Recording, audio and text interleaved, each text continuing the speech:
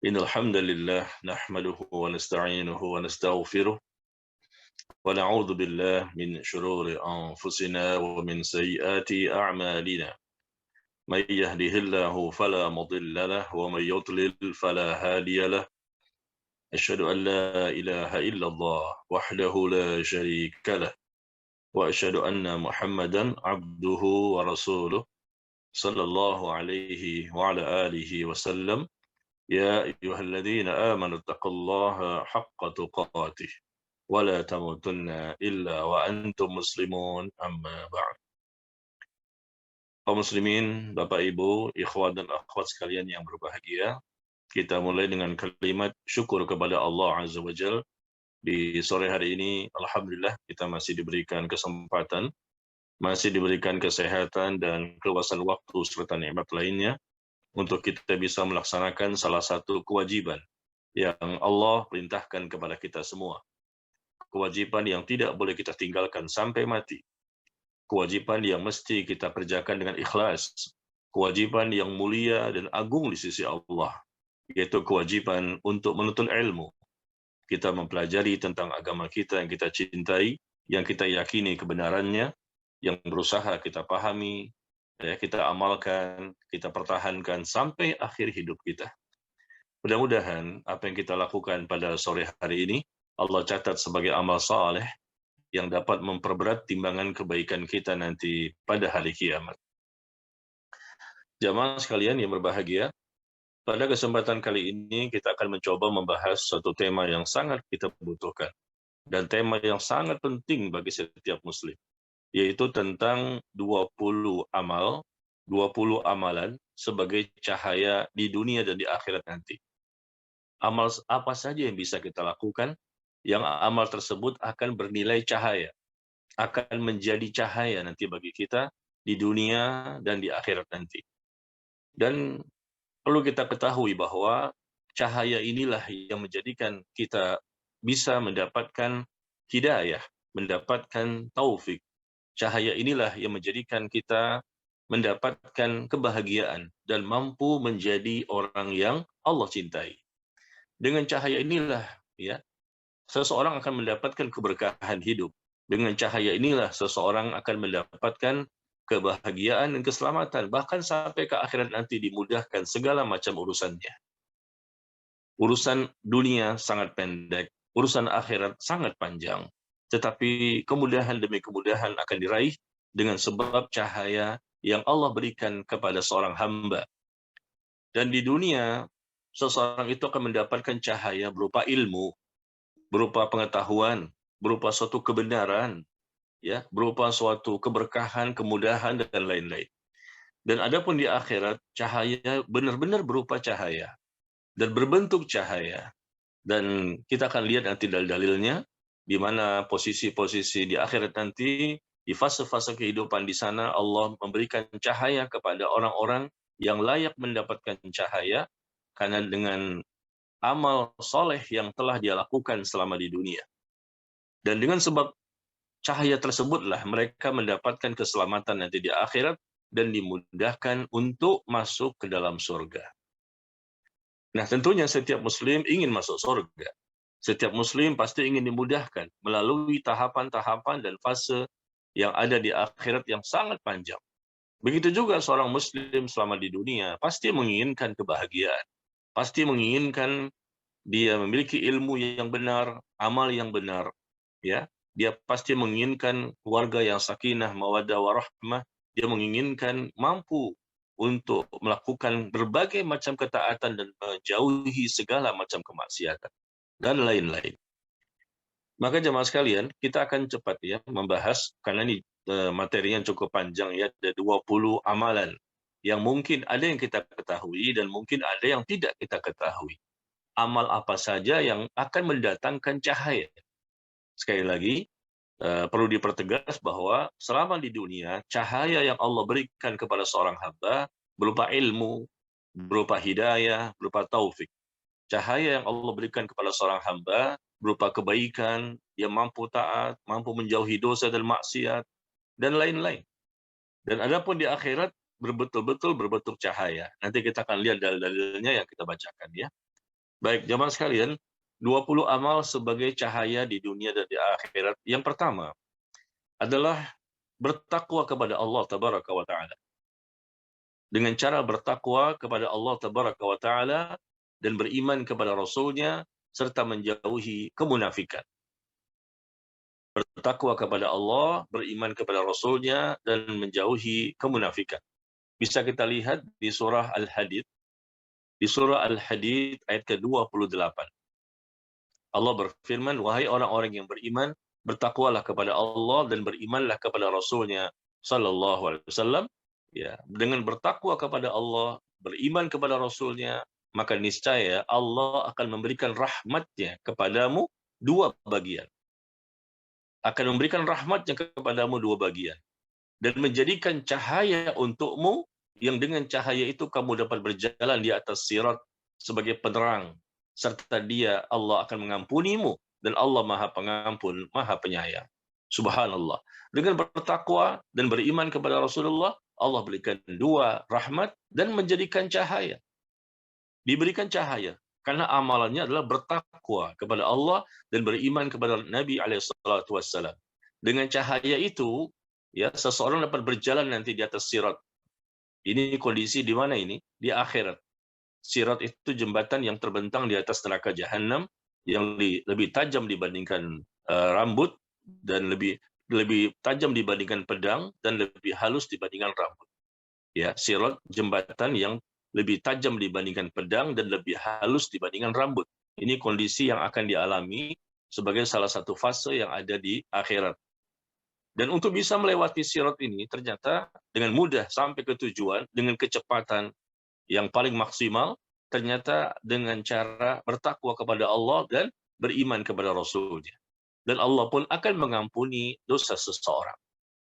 Ya, jadi selama kita bertakwa kepada Allah dengan sebenar-benarnya takwa dan beriman kepada Nabi dengan konsekuensi yang mesti kita ketahui, ya, maka beruntunglah seseorang itu akan mendapatkan cahaya. Ya, cahaya di dunia dan di akhirat. Di akhirat bahkan disebutkan di sini bahwa dia akan dimudahkan ketika melewati sirat dan juga dia akan diampuni dosa-dosa. Ya. Nah, jadi jemaah sekalian, kita juga akan lihat di surah Al-Hadid. Di surah Al-Hadid, ya, ayat yang ke-12, 13, 14 dan 15. Surah Al-Hadid, silakan dibaca sendiri. Di situ ada firman Allah yang sangat panjang yang menceritakan tentang kondisi orang-orang mukmin dan orang-orang munafik ketika mereka melewati sirat. Ternyata untuk melewati sirat ini dibutuhkan cahaya. Kita lihat ya, Al-Hadid ayat 12 sampai 15. Dan orang-orang beriman mereka menggunakan cahaya. Dengan cahaya tersebutlah mereka dengan cepatnya melewati sirat. Adapun orang-orang munafik, maka mereka kesulitan. Adapun cahaya yang mereka miliki kadang-kadang ya ada dan kadang-kadang juga tidak ada, dan lama-lama cahaya itu pun akan hilang. Sehingga orang-orang munafik itu pun meminta tolong kepada orang-orang beriman untuk memberikan cahaya kepada mereka. Nah, singkatnya seperti itu. Ini kondisi yang pasti terjadi demi Allah, karena ini berdasarkan firman Allah Tabaraka wa Ta'ala. Jadi seseorang itu akan diberikan kepada mereka cahaya sesuai dengan amalan yang mereka lakukan selama di dunia. Dengan cahaya tersebut ada yang mereka melewati sirat secepat kilat, ada yang secepat angin, ya, subhanallah, ada yang secepat seperti kuda yang berlari, ya, dengan gampangnya mereka melewati sirat. Dan inilah orang-orang mukmin yang bertakwa. Adapun orang-orang munafik, maka mereka terseok-seok ya melewati jembatan sirat tersebut dan mereka juga kehilangan cahaya dan bisa jadi mereka terjungkal, akhirnya mereka masuk ke dalam neraka jahanam.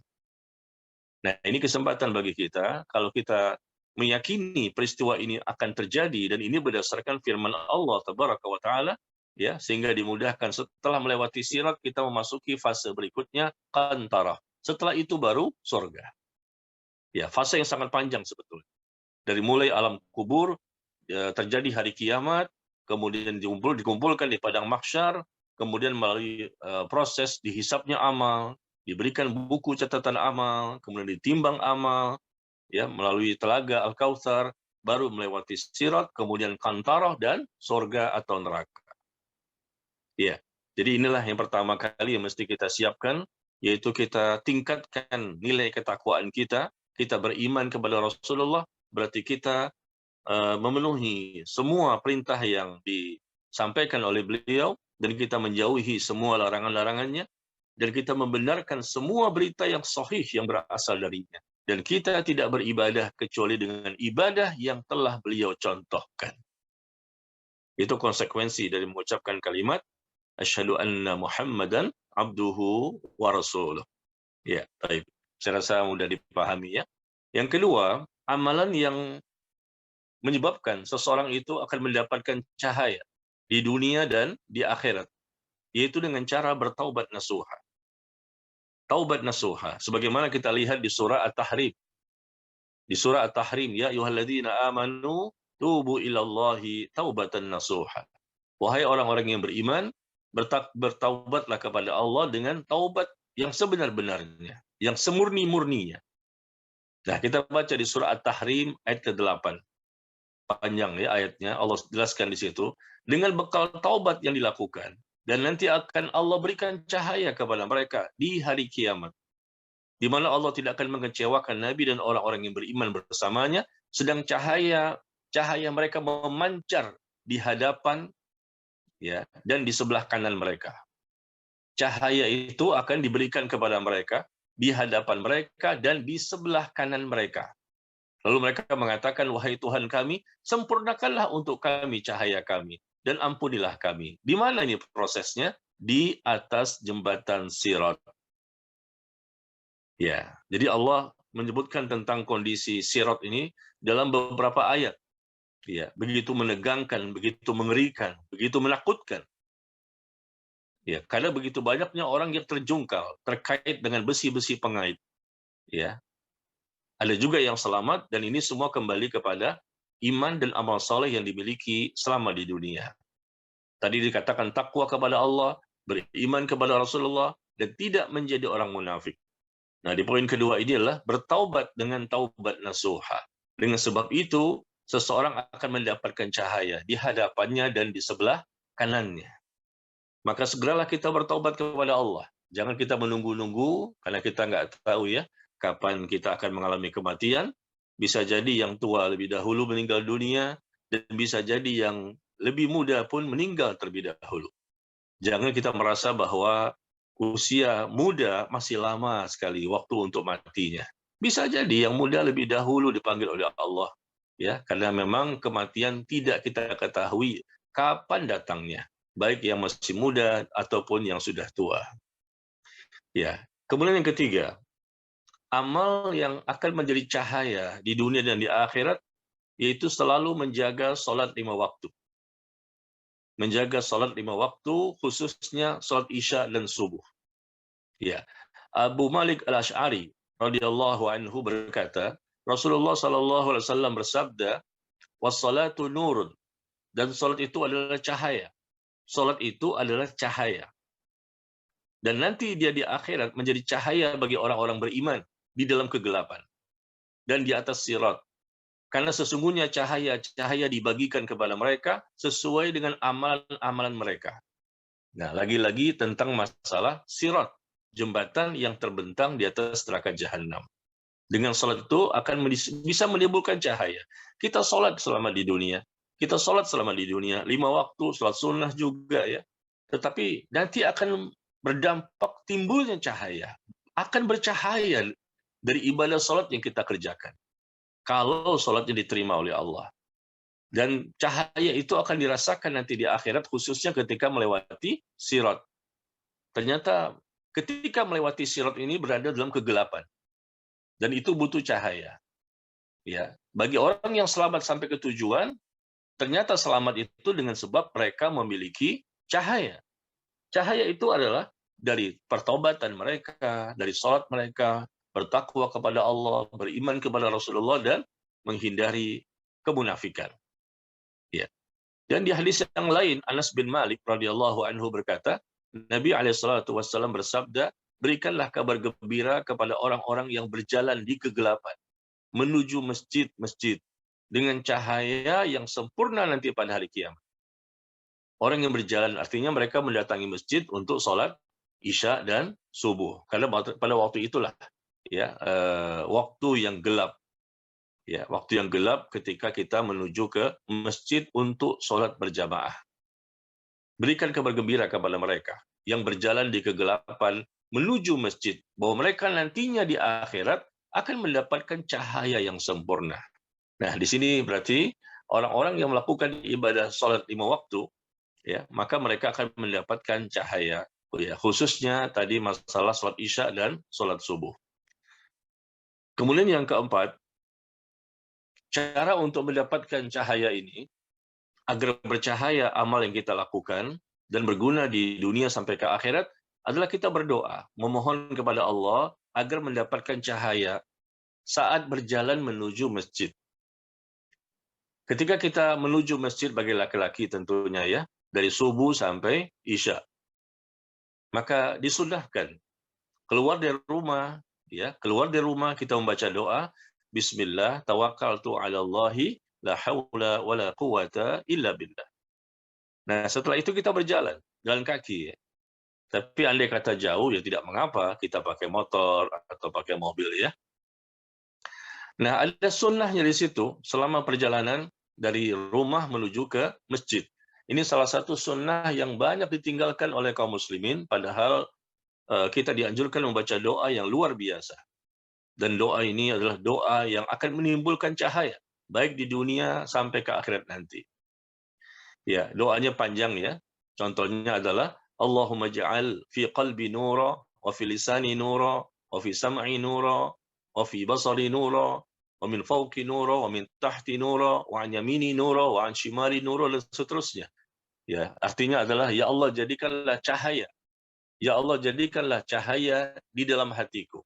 Ya Allah jadikanlah cahaya pada lisanku, cahaya pada pendengaranku, cahaya pada penglihatanku, cahaya di atasku, cahaya di bawahku, cahaya di kananku, cahaya di kiriku, cahaya dari arah depan, cahaya dari arah belakang. Jadikanlah cahaya itu dalam jiwaku, agungkanlah cahaya untukku, dan seterusnya ya. Silakan dibaca sendiri nanti bagaimana doa yang disunahkan ya, dan kita awalnya mungkin tidak hafal, tapi setelah kita mencoba dan seringkali kita baca, lama-lama kita bisa menghafalnya. Sekali lagi, ini doa yang luar biasa, bagus sekali. Dan kita boleh baca doa ini pada kesempatan yang lain.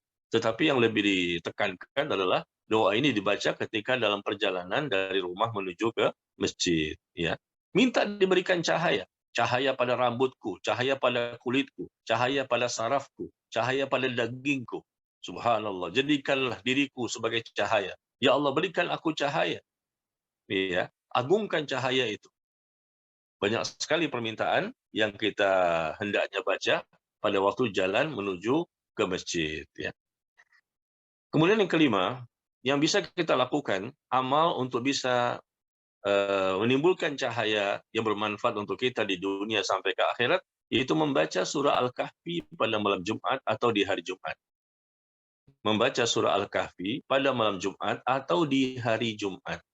Nabi SAW bersabda, barang siapa membaca surah Al-Kahfi pada malam Jumat, ia akan disinari cahaya antara dia dan Ka'bah. Barang siapa yang membaca Al-Kahfi, surah Al-Kahfi pada hari Jumat, maka ia pun akan disinari cahaya di antara dua Jumat. Iya. Nah, ini sunnah yang bisa jadi juga banyak ditinggalkan oleh kaum muslimin. Dan jumhur, mayoritas para ulama ya berpendapat bahwa hadis ini hadis yang menjelaskan tentang disunnahkannya membaca surah Al-Kahfi. Dan kita bisa baca setiap malam Jumat atau di hari Jumat. Ini amalan yang bisa mendatangkan cahaya di dunia dan di akhirat nanti. Kemudian yang keenam, yaitu sering membaca surah Al-Baqarah dan surah Ali Imran. Ya, sering membaca surah Al-Baqarah dan surah Ali Imran. Disebutkan Abu Umamah Al-Bahili radhiyallahu anhu berkata, aku mendengar Rasulullah sallallahu alaihi wasallam bersabda, bacalah Az-Zahrawain. Bacalah Az-Zahrawain, yaitu surah Al-Baqarah dan surah Ali Imran. Bacalah surah tersebut. Nah, disebutkan bahwa Az-Zahrawain, Az-Zahrawain itu adalah dua yang bercahaya. Dua yang bercahaya. Berarti surah Al-Baqarah itu akan menjadikan seseorang itu bercahaya, begitu juga surah Ali Imran juga akan menjadikan seseorang itu bercahaya. Yang ketujuh, amal yang dapat menjadikan seseorang itu akan mendapatkan cahaya. 20 amal sebagai cahaya di dunia dan di akhirat. Di poin ketujuh ini, dengan cara mempelajari Al-Quran, mengamalkannya dan menghafalkan. Mempelajari Al-Quran, mengamalkan dan menghafalkannya. Ya, sebagaimana kita lihat dalam teks hadisnya, ya, dari Abdullah bin Buraidah Al-Aslami, ia meriwayatkan dari bapaknya radhiyallahu anhu bahwa ia berkata Rasulullah sallallahu alaihi wasallam bersabda, barang siapa yang membaca Al-Qur'an dan mempelajarinya serta mengamalkannya, niscaya akan dipakaikan kepadanya nanti pada hari kiamat sebuah mahkota dari cahaya.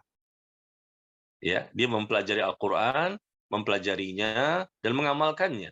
Dipakaikan kepadanya pada hari kiamat sebuah mahkota dari cahaya. Sinarnya seperti sinar matahari. Dan kedua orang tuanya pun dipakaikan dua pakaian jubah. Tidak dapat dinilai dengan dunia. Lalu kedua orang tuanya berkata, dengan sebab apakah kami dipakaikan pakaian seperti ini? Maka dikatakan bahwa dengan sebab anak kalian berdua menghafal Al-Quran. Ya, subhanallah, orang tuanya mendapatkan kemuliaan. Mereka mendapatkan kemuliaan nanti di akhirat dengan diberikan pakaian dari surga. Bahkan Allah sebutkan di surah Al-A'raf, ya, di surah Al-A'raf ayat 157, ya, falladzina amanu bihi wa 'azzaruhu wa nasaruhu wa taba'un nur alladzi unzila ma'ah ulaika humul muflihun. Adapun orang-orang yang beriman kepada Rasulullah, orang-orang yang memuliakan Rasulullah, orang-orang yang membela, menolong Rasulullah, dan mengikuti cahaya yang diturunkan kepadanya. Apakah itu cahaya yang diturunkan kepadanya? Yaitu Al-Quran. Ya, Al-Quran disebut sebagai cahaya. Mengikuti Al-Quran, ya, berarti dia memahaminya dan mengamalkan isi Al-Quran. Maka mereka itulah orang-orang yang beruntung. Dan kemudian satu lagi, hendaknya engkau membaca Al-Quran, karena itu akan menjadi cahaya bagimu di bumi dan tabungan bagimu nanti di langit. Hendaknya engkau membaca Al-Quran karena menjadi cahaya bagimu di bumi. Cahaya bagimu di bumi ketika hidup di dunia. Artinya cahaya di sini adalah seseorang itu akan mendapatkan keberkahan hidup, ya, akan mendapatkan ketenangan, akan mendapatkan ilmu, mendapatkan kebenaran, dan lain-lain. Ya, cahaya yang Allah berikan kepada hambanya. Kemudian yang ke-8, saya percepat ya, karena banyak, ini semuanya total 20. Yang ke-8, amal sebagai cahaya di dunia dan di akhirat, itu amal ya dari bekas air wudhu. Dari bekas-bekas air wudhu. Air wudhu yang kita lakukan ini untuk membasuh bagian-bagian anggota badan yang mesti dibasuh dengan air wudhu, ternyata akan bisa menimbulkan cahaya nanti di akhirat. Sebagaimana disebutkan dari Abu Hurairah, Rasulullah SAW bersabda, ya, sesungguhnya umatku akan dihadirkan pada hari kiamat dalam keadaan putih bercahaya disebabkan bekas wudhu. Barang siapa di antara kalian bisa memperpanjang cahayanya, hendaknya ia lakukan. Jadi bekas air wudhu akan menimbulkan cahaya. Dan dari situlah Rasulullah SAW bisa mengetahui umatnya. Karena seluruh Nabi dan Rasul, ya, mereka masing-masing dengan umatnya. Sedangkan Nabi yang terakhir, Nabi Muhammad SAW, bisa mengetahui mana umatnya dan mana yang bukan umatnya. Dari mana? Dari pancaran bekas air wudhu. Akan bercahaya wajahnya, tangannya, dan kakinya. Ya, dari situlah Rasul mengetahui ini umatnya. Sehingga Rasul pun memberikan syafaat kepada mereka. Ya. Kemudian yang ke-9, amalan sebagai cahaya di dunia dan di akhirat, yaitu bersedekah atau mengeluarkan zakat. Karena disebutkan dalam hadis, was-sadaqatu burhanun, dan sedekah itu adalah bukti. Sedekah adalah burhan. Sedekah adalah bukti. Ya, burhan adalah cahaya yang ada setelah mukanya matahari. Di antara hadis yang menunjukkan makna ini adalah hadis Abu Musa radhiyallahu an, bahwa ruhnya seorang yang beriman keluar dari jasadnya memiliki cahaya seperti cahaya matahari. Ya, subhanallah. Jadi sedekah itu adalah cahaya, salat juga cahaya. Dan amal-amal seperti ini akan menimbulkan cahaya pada diri seseorang, baik di dunia dan di akhirat nanti. Maka perbanyaklah kita untuk bersedekah. Yang ke-10, amal yang akan menjadi cahaya di dunia dan di akhirat, ya, adalah seseorang yang memiliki sifat sabar ketika mendapatkan takdir-takdir Allah. Ya, bisa jadi di antara takdir-takdir Allah itu ada yang disukai, ada juga yang tidak disukai. Takdir ketetapan yang Allah sudah putuskan untuk hamba-hambanya. Dan ternyata Nabi SAW menyebutkan sabar itu adalah ad-diya. As-sabru ad-diya. Sabar itu adalah lentera. Seseorang ketika menghadapi takdir, mereka harus sabar. Ya. Dan subhanallah, ad-diya adalah cahaya. As-sabru ad-diya. Dia itu adalah cahaya yang terjadi di dalam semacam panas dan menyengat seperti cahaya matahari, ya, berbeda dengan bulan. Segala sesuatu yang sifatnya dijelaskan oleh Allah dan Rasul bahwa itu adalah cahaya atau akan menimbulkan cahaya, maka kita pun masukkan sebagai amalan. Ya, amalan yang dapat menjadikan seseorang mendapatkan cahaya. Nah, di antaranya adalah bersedekah atau berinfak atau mengeluarkan zakat, atau seseorang yang memiliki sifat sabar. As-sabru, sabar itu adalah lentera. Sabar itu akan menimbulkan cahaya. Subhanallah, sehingga dia akan bisa menyikapi dengan sikap yang baik ketika datangnya takdir ketetapan dari Allah Tabaraka wa Ta'ala. Kemudian yang ke-11, jamaah sekalian. Amal sebagai cahaya di dunia dan di akhirat, yaitu melepaskan anak panah di medan jihad. Melepaskan anak panah di medan jihad. Sebagaimana hadis Nabi SAW bersabda, barang siapa yang melepaskan sebuah panah di dalam berjihad jalan Allah, maka baginya cahaya nanti pada hari kiamat. Barang siapa melepaskan sebuah panah di dalam berjihad di jalan Allah, maka baginya cahaya nanti pada hari kiamat. Ya, di hari kiamat dia mendapatkan cahaya. Ternyata cahaya itu dengan sebab melepaskan sebuah anak panah di medan jihad ketika peperangan dia melawan orang kafir. Ya. Yang ke-12, amalan yang bisa menjadi cahaya di dunia dan di akhirat adalah selalu menjaga dalam pengerjaan salat Jumat dan adab-adabnya, serta berharap pahala dari mengumandangkan azan. Ya, selalu menjaga dalam mengerjakan salat Jumat dan adab-adabnya, serta berharap pahala dari mengumandangkan azan. Yang disebutkan di hadis yang panjang, hadis yang dikeluarkan oleh Imam Al-Hakim dan Al-Baihaqi, bahwa Rasulullah SAW bersabda, sesungguhnya Allah Ta'ala mengutus hari-hari pada hari kiamat sesuai keadaannya, dan mengutus hari Jumat sebagai bunga yang bercahaya bagi orang yang melakukannya. Ya, hari Jumat sebagai bunga yang bercahaya. Maka mereka berkumpul padanya seperti seorang pengantin yang diberikan kepada suaminya. Cahaya salat Jumat itu menerangi bagi mereka, para pelaku salat Jumat. Mereka berjalan pada cahayanya. Jadi salat Jumat itu akan menimbulkan cahaya. Dan ini bukan dibuat-buat ya oleh kita, tapi semuanya harus berdasarkan apa yang disebutkan oleh Allah dan Nabi SAW. Apa saja amal itu, bukan versi menurut apa yang kita inginkan ya. Selama memang dalilnya ada, ini masalah gaib. Ya, masalah gaib, ada keutamaan tertentu untuk dunia dan akhirat, dan ternyata disebutkan salat Jumat juga akan menimbulkan cahaya pada diri seseorang. Ya. Dan kemudian juga disebutkan bahwa mengumandangkan azan. Seseorang yang mengumandangkan azan, tidak seorang pun yang mengumandangkan azan ini, ya, kecuali mereka juga akan mendapatkan pahala, dan mereka juga akan mendapatkan cahaya nanti pada hari kiamat. Jadi jemaah sekalian, ini ada 20 semuanya. Ya. Kita nggak tahu ini, dengan amal yang manakah nanti akan bisa menimbulkan cahaya. Kalau bisa kita lakukan semua, ya semua. Tetapi bagi wanita, tentu Di nomor 12 ini nggak bisa ya, karena wanita tidak melakukan ibadah sholat Jumat. Wanita sholat zuhur di rumah. Ya, meskipun di poin ke-12 wanita tidak bisa, tapi kan dia bisa di poin-poin yang lain.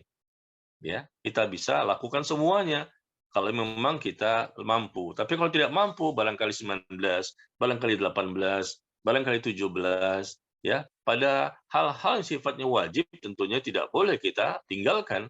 Seperti contohnya sholat 5 waktu atau sholat Jumat bagi laki-laki, ya. Tapi kalau sifatnya sunnah, ya tentunya mudah-mudahan kita bisa mengerjakannya juga. Nah, kemudian yang ke-13. Amal sebagai cahaya di dunia dan di akhirat, yaitu orang yang mati syahid saat di medan jihad. Sebagaimana Allah sebutkan di surah Al-Hadid ayat ke-19. Ya, mati syahid saat di medan jihad. Allah menyebutkan di Al-Hadid ayat ke-19, dan orang-orang yang beriman kepada Allah dan Rasul-Nya, ya, orang itulah orang-orang yang siddiqin dan orang-orang mati syahid di sisi Tuhan mereka. Maka bagi mereka pahala dan cahaya. Orang-orang yang mati syahid ini bagi mereka pahala dan cahaya. Mereka akan mendapatkan cahaya. Orang-orang yang mati syahid tentunya orang-orang pilihan. Tidak semua orang yang meninggal dunia disebut mati syahid. Apalagi mati syahid di medan perang. Tentunya Allah yang mengetahuinya, ya. Dan mereka orang-orang yang beruntung, orang-orang yang terpilih, karena orang yang mati syahid akan diampuni semua dosa-dosanya. Dan mereka punya peluang yang sangat besar untuk mendapatkan surga. Dan bagi mereka pahala dan sekaligus cahaya. Kemudian yang ke-14. Amalan sebagai cahaya di dunia dan di akhirat adalah berbuat adil dan meninggalkan kezaliman. Ya, berbuat adil dan meninggalkan kezaliman. Kata Nabi SAW, jauhilah kezaliman. Karena sesungguhnya kezaliman adalah merupakan kegelapan-kegelapan pada hari kiamat. Dan jauhilah sifat bakhil. Karena sesungguhnya sifat bakhil telah menghancurkan orang-orang sebelum kalian, menjadikan mereka menumpahkan darah dan menghalalkan yang diharamkan. Nah, di sini kita lihat ya, bagaimana disebutkan kezoliman yang dilakukan selama di dunia itu akan bisa menjadi sesuatu yang gelap nanti pada hari kiamat, kegelapan pada hari kiamat. Sedangkan kita butuh cahaya. Ya, kita butuh cahaya untuk bisa berjalan dan bisa dimudahkan dan berhasil mencapai tujuan. Sedangkan kezoliman itu adalah kegelapan nanti pada hari kiamat. Berarti orang yang makin banyak melakukan perbuatan dosa, makin banyak melakukan perbuatan zalim, maka semakin gelaplah dia. Na'udzubillah min dzalik. Maka orang-orang yang menjauhi kezaliman dan mereka juga bersikap adil, ya, melakukan kebaikan-kebaikan, maka merekalah orang-orang yang akan mendapatkan cahaya nanti pada hari kiamat. Kemudian yang ke-15, amalan yang dapat menimbulkan cahaya di dunia dan di akhirat adalah melempar jumroh ketika menunaikan ibadah haji. Melempar jumroh ketika menunaikan ibadah haji. Ya, ini khusus untuk ibadah haji ya. Bagi orang-orang yang bisa berangkat haji, ya, insya Allah mereka bisa melaksanakan ini.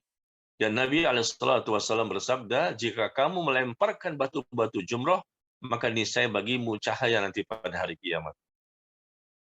Apabila kamu melempar batu-batu jumroh, maka niscaya bagimu cahaya nanti pada hari kiamat.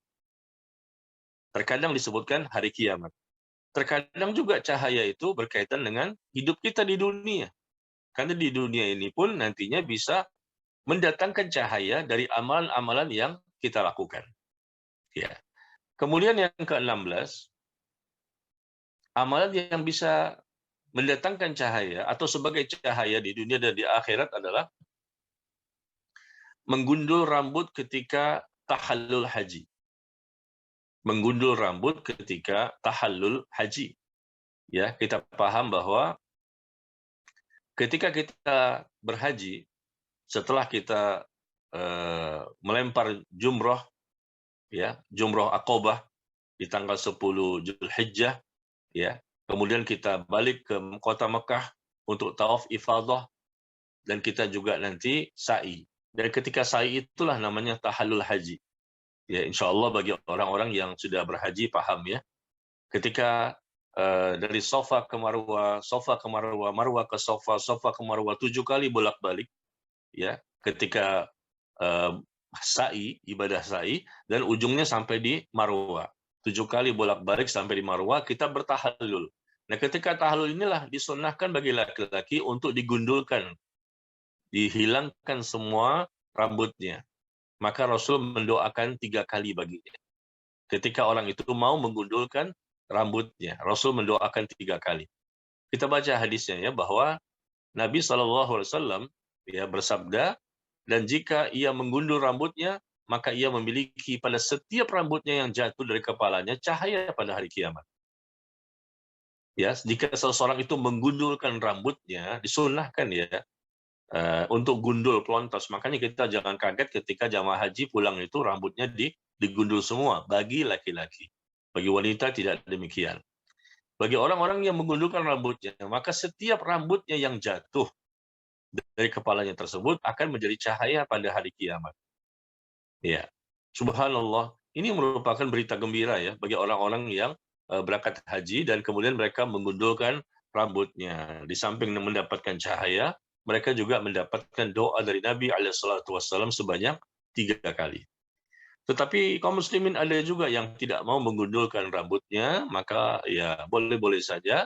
Ya, tapi kan ya, mereka akan apa ya, merugi karena tidak mendapatkan cahaya dari ibadah yang telah mereka lakukan tadi. Dengan tahallul, ya dihilangkan semua rambutnya, maka hendaknya ini kita lakukan supaya cahaya dapat, kemudian doanya Rasul 3 kali juga dapat. Kemudian yang ke-17 adalah menuntut ilmu syar'i. Menuntut ilmu syar'i. Amalan sebagai cahaya di dunia dan di akhirat. Ya, subhanallah.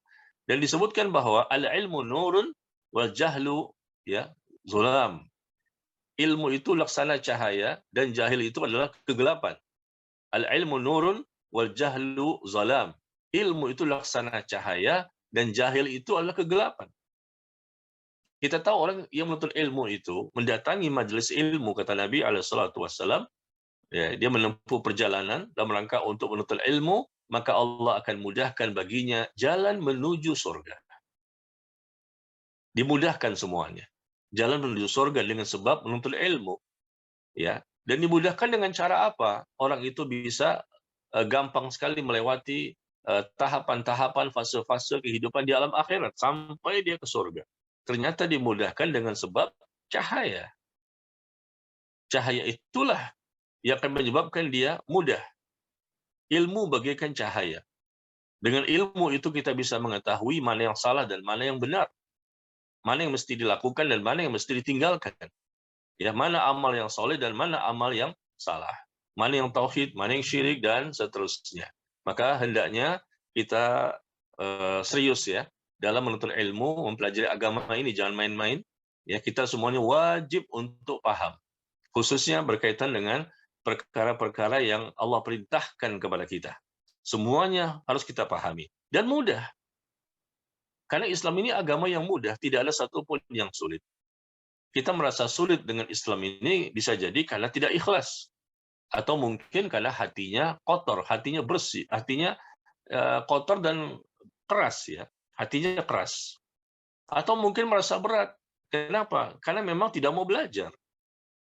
Tapi orang yang ikhlas ya, orang yang mau belajar, orang yang hatinya bersih, insya Allah dia akan merasakan keindahan dan kemudahan-kemudahan yang ada dalam Islam. Baik, yang ke-18, amal sebagai cahaya di dunia dan di akhirat, ya, amal yang akan bisa mendatangkan cahaya yang sangat kita butuhkan, yaitu saling mencintai karena Allah Azza wa Jalla. Saling mencintai karena Allah. Allah Tabaraka wa Ta'ala berfirman, kecintaan berhak didapatkan oleh orang-orang yang saling mencintai karena aku.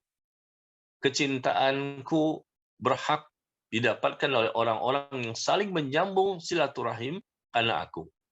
Dan kecintaanku pun juga berhak didapatkan oleh orang-orang yang saling berkunjung karena aku. Serta kecintaanku pun juga berhak didapatkan oleh orang-orang yang saling memberi. Orang-orang yang saling memberi karena aku. Orang-orang yang saling mencintai karena aku akan berada di atas mimbar-mimbar yang terbuat dari cahaya. Nah, di sini disebutkan baru cahaya. Orang-orang yang saling mencintai karena Allah. Orang-orang yang saling mencintai karena Allah. Mereka akan berada di atas mimbar-mimbar yang terbuat dari cahaya nanti pada hari kiamat. Kondisi mereka menjadikan iri para nabi, siddiqin, dan para syuhada. Ya, maka lakukanlah hal-hal seperti ini jemaah sekalian. Kita saling mencintai karena Allah. Suami mencintai istrinya karena Allah, istri mencintai suami karena Allah. Siapapun orang-orang yang kita cintai, semuanya harus karena Allah semata. Karena memang mereka melihat orang tersebut orang-orang yang dekat kepada Allah, ya. Orang-orang tersebut adalah orang-orang yang patuh kepada Allah, melaksanakan perintah.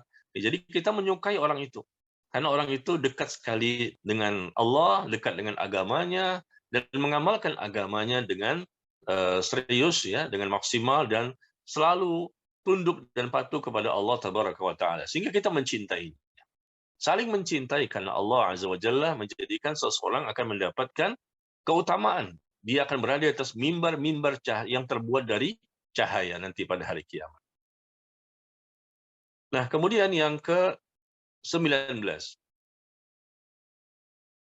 Amal sebagai cahaya di dunia dan di akhirat yang ke-19 adalah adanya uban. Uban yang ada di rambut akan menjadi cahaya. Barangkali ini tidak diketahui oleh kita, ya. Adanya uban ini. Ya, bagi yang sudah tua-tua ini. Sudah umur 50-an atau 40-an, ya. Biasanya sudah ada uban, apalagi 50-an, 60-an. Uban akan menjadi cahaya. Ya, dengan uban tersebut akan menimbulkan cahaya. Jadi tidak ada yang sia-sia. Hanya sekedar uban saja. Nabi mengatakan janganlah dicabut uban itu. Tidaklah seseorang muslim yang memiliki sehelai saja uban, melainkan uban tersebut akan menjadi cahaya baginya nanti pada hari kiamat. Hanya satu helai rambut yang beruban akan menjadi cahaya nanti pada hari kiamat. Subhanallah. Ya, cahaya di hari kiamat artinya apa? Yang mampu menerangi seseorang sehingga dia mudah untuk melalui, ya, kegelapan-kegelapan di hari kiamat. Dia akan lebih mudah untuk melewati, ya, kondisi-kondisi yang sulit nanti pada hari kiamat. Jadi bekalnya apa? Cahaya. Dan cahaya itu ada dengan sebab amalan-amalan yang dilakukan selama di dunia, di antaranya ini uban. Uban ini nggak butuh biaya, nggak butuh dana, ya, nggak butuh tenaga yang capek, ya. Tahu-tahu numbuh sendiri uban itu. Ketika sudah masuk waktunya, ya. Dan tidak boleh disemir dengan warna hitam. Jangan menyemir rambut dengan warna hitam, karena disebutkan bahwa orang yang menyemir rambutnya dengan warna hitam dari uban yang sudah ada disemir jadi hitam, maka dia tidak akan mencium aroma wanginya surga nanti pada hari kiamat. Ya, biarkan saja uban yang ada, tapi kalau andai kata uban itu sudah terlalu banyak, sudah memutih seperti kapas, maka disunnahkan untuk dirubah warnanya dengan warna yang lain. Jangan dengan warna hitam juga, ya. Nanti menyebabkan orang itu menjadi lupa dengan kondisinya, seakan-akan dia masih muda, sehingga dia lalai dengan persiapan menjelang kematiannya. Ya, disebutkan bahkan di hadis yang lain yang luar biasa, kata Nabi SAW, janganlah kalian mencabut uban, karena sesungguhnya ia adalah cahaya nanti pada hari kiamat. Dan barang siapa yang beruban di dalam Islam, dia beruban sampai tuanya tetap dia menjadi seorang muslim. Ya, maka niscaya Allah akan menuliskan dengannya satu kebaikan, dihapuskan darinya satu dosa, dan diangkat untuknya satu derajat. Subhanallah. Ya, dengan uban saja menimbulkan kebaikan yang begitu banyak. Nah, kemudian yang terakhir, jamaah sekalian, amalan yang ke-20. Amal yang ke-20 sebagai cahaya di dunia dan di akhirat yaitu menyambung hubungan dengan kawan-kawan baik orang tua sepeninggal mereka. Menyambung hubungan dengan kawan-kawan baik orang tua sepeninggal orang tua. Orang tua meninggal dunia, ya, sudah berada di alam kubur. Tetapi kita tahu teman-temannya, teman-teman orang tua kita siapa saja, ya, teman-teman baik mereka, dan kita menyambung tali hubungan silaturahmi kepada mereka. Dengan demikian, ya, kita pun akan mendapatkan cahaya nanti pada hari kiamat. Sebagaimana disebutkan bahwa Abdullah bin Umar radhiyallahu anhu meriwayatkan ada seseorang dari pedalaman dalam sebuah perjalanan, dan bapaknya yang dari pedalaman itu adalah kawannya Umar, ya, kawannya Umar, bapaknya dari Abdullah bin Umar. Nah, orang Badui pedalaman ini bertanya, bukankah kamu anaknya si Fulan? Maka ia menjawab iya. Lalu Abdullah bin Umar memerintahkan untuk memberikan kepadanya, ya, keledai, karena beliau meminta sesuatu. Subhanallah. Beliau meminta sesuatu. Lalu Abdullah bin Umar memberikan kepadanya. Dan Abdullah bin Umar pun melepaskan sorban dari kepalanya, dan ia berikan kepada orang tersebut. Sebagian yang bersama Abdullah bin Umar berkata, orang-orang yang bersama beliau, karena beliau memberikan keledai dan sorban. Orang-orang berkata, bukankah cukup baginya dengan hanya 2 dirham yang kamu berikan kepadanya? Terlalu banyak pemberian ini. Dengan seekor keledai diberikan sorban, ya. Cukup dengan kasih uang saja 2 dirham yang sangat kecil, ya, cukup bagi orang Arab Badui itu. Maka Abdullah bin Umar radhiyallahu anhu menjawab, telah bersabda Nabi Muhammad sallallahu alaihi wasallam, jagalah kawan baik orang tuamu. Jagalah kawan baik orang tuamu. Ketika orang tuamu masih hidup dulu, dia punya kawan baik, jagalah hubungan dengan kawan baik orang tuamu, jangan kamu putuskan, maka Allah pun akan memutuskan cahaya. Nah, jaga hubungan ini, ya. Jangan kamu putuskan, nanti Allah akan putuskan cahaya. Berarti kalau disambung, maka Allah pun akan memberikan cahaya. Ya, demikian jemaah sekalian, ya. Ada 20 yang saya baca agak sedikit cepat, ya, karena memang waktu kita juga terbatas, dan insya Allah artikelnya sudah saya share tadi. Bagi jamaah yang mengikuti kajian ini, insya Allah bisa dilihat di Zoom, ya. Insya Allah panitia sudah men-share-nya di Zoom. Ada 20 amalan sebagai cahaya di dunia dan di akhirat. Nah, dengan tulisan tersebut, insya Allah dibaca kembali, ya, memudahkan kita untuk memahami tema yang kita bahas pada sore hari ini. Mudah-mudahan kita bisa memahaminya dan kita bisa mengamalkannya. Dan kalaupun tidak bisa 20, barangkali ada di antara kita belum pergi haji, ya, karena berkaitan dengan haji tadi, atau barangkali berkaitan dengan jihad di medan perang. Kita pun tidak mendapatkannya jihad di medan perang. Maka kita coba lihat mana kira-kira dari 20 amal tersebut yang mampu kita amalkan dalam kehidupan kita di dunia ini, ya. Kalau memang mampunya 10 atau 15 pun tidak masalah. Tapi kalau kita mampu semuanya dan ada kesempatan untuk bisa melakukannya, maka tentunya ini lebih baik. Sekali lagi, cahaya kita butuhkan di dunia dan cahaya kita butuhkan di akhirat. Dan ini menjadi modal bagi seorang hamba untuk mendapatkan kebahagiaan dan keselamatan, dan dia pun akan memudahkan hidupnya di dunia sampai ke akhirat dan akhirnya masuk ke dalam surga. Ya, barangkali sampai di sini, ya, jemaah sekalian, dan saya persilakan kepada host, ya, untuk membacakan barangkali ada pertanyaan-pertanyaan yang sudah masuk, ya, kita bahas pertanyaan-pertanyaan tersebut. Semoga Allah berikan kepada kita ilmu yang bermanfaat. Wallahu taala a'lam bissawab. Ya. Baik Ustadz, Masya Allah. Jazakallah khair Ustadz. Barakallahu fiik. Selanjutnya untuk sesi tanya jawab, kami persilakan kepada peserta, kepada jamaah untuk mengajukan pertanyaan-pertanyaan. Silakan yang ingin menulis di kolom chat, silakan ditulis, insya Allah akan kami bacakan. Yang ingin bertanya langsung juga bisa raise hand untuk bertanya langsung kepada Ustadz. Satu pertanyaan dulu, kalau ada waktu, masih ada waktu, bisa kita tambah, insya Allah. Pertanyaannya diharapkan agar sesuai dengan tema kita hari ini. Silakan, jamaah.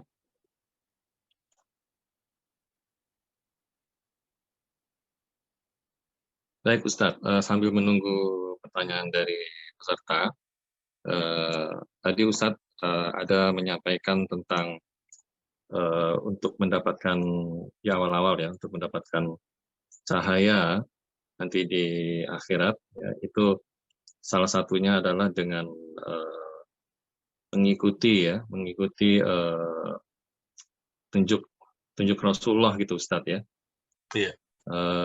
Yang ingin kami tanyakan, Ustadz, bagaimana apabila seseorang itu melakukan amalan, namun dia sebenarnya tidak mengikuti apa yang Rasulullah ajarkan gitu, Ustadz ya, tidak sesuai dengan petunjuk Rasulullah. Apakah ini bisa mengancam cahaya dia nanti kelak di akhirat gitu, Ustadz? Apakah nanti akan dia bisa menyebabkan dia tidak mendapatkan cahaya tersebut, Ustadz? Iya. Iya, barakallahu fiikum. Jamaah sekalian yang berbahagia, kita lihat konteksnya ya, pada poin yang pertama tadi. 20 amal sebagai cahaya di dunia dan di akhirat. Yang pertama adalah bertakwa kepada Allah dan beriman kepada Rasul-Nya serta menjauhi kemunafikan. Iya. Dan kita lihat ayatnya sebagai dalil adalah di surah Al-Hadid. Di surah Al-Hadid ayat ke-28. Allah berfirman, "Wahai orang-orang yang beriman, bertakwalah kepada Allah dan berimanlah kepada Rasul-Nya." Bertakwa kepada Allah dan beriman kepada Rasul-Nya, niscaya Allah akan berikan kepada kamu pahala ya 2 bagian dan menjadikan cahaya untukmu. Yang dengan cahaya itu kamu dapat berjalan nanti di atas sirat sebagai penerang, serta Allah pun akan mengampuni dosa-dosamu. Nah, diperintahkan untuk bertakwa kepada Allah. Bagaimana mungkin seseorang itu akan bertakwa kepada Allah? Disebut bertakwa kalau mereka tidak mengikuti Rasulullah SAW. Tidak bisa, jemaah sekalian. Semua orang yang bertakwa itu karena mereka mengikuti syariat, mengikuti petunjuk, mengikuti apa yang telah dicontohkan, dituntunkan, diamalkan, dipraktekkan, dan didakwahkan oleh Nabi kita yang mulia, Nabi Muhammad Sallallahu Alaihi Wasallam. Karena Allah perintahkan kita untuk mengikuti beliau. Contoh terbaik, laqad kana lakum fi Rasulillahi uswatun hasanah. Sungguh telah ada pada diri Rasulullah itu contoh tauladan yang terbaik. Bagi siapa? Liman kana yarjullah wal yawmal akhir. Bagi orang yang mengharapkan rahmat Allah. Apakah kita ingin mendapatkan rahmat Allah? Kalau ingin mendapatkan rahmat Allah, maka ikuti Rasulullah. Dan keselamatan nanti di akhirat, ikuti Rasulullah.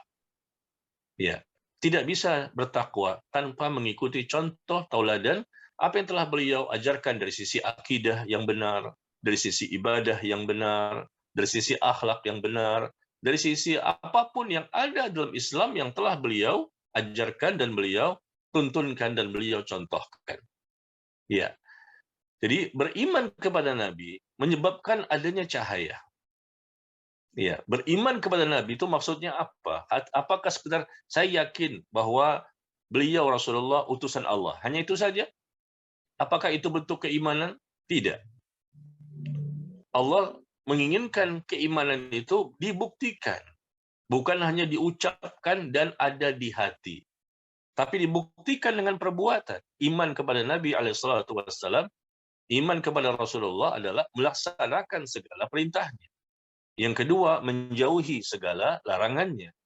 Yang ketiga, ya, dengan cara kita membenarkan semua berita-berita gaib yang sahih, yang berasal darinya. Meskipun kita tidak bisa menerima dengan akal kita, kali ini hal-hal yang gaib. Tapi selama itu berita yang sahih, tidak boleh kita tolak. Yang keempat adalah kita tidak boleh beribadah kecuali dengan ibadah yang telah beliau contohkan. Itu bentuk keimanan yang benar, ya. Kalau sekedar pengakuan, ya banyak sekali orang yang mengaku saya beriman kepada Rasul, saya percaya dengan Rasul, saya meyakini Rasul itu benar. Tapi tidak ada manfaatnya kalau mereka tidak mau beribadah dengan ibadah yang telah beliau contohkan. Membuat-buat ibadah yang baru, ya, melakukan ibadah-ibadah yang tidak beliau ajarkan, yang tidak beliau praktekkan, yang tidak beliau dakwahkan. Atau mungkin mereka melakukan perbuatan-perbuatan yang dilarang oleh beliau. Ini bukan bentuk keimanan yang benar.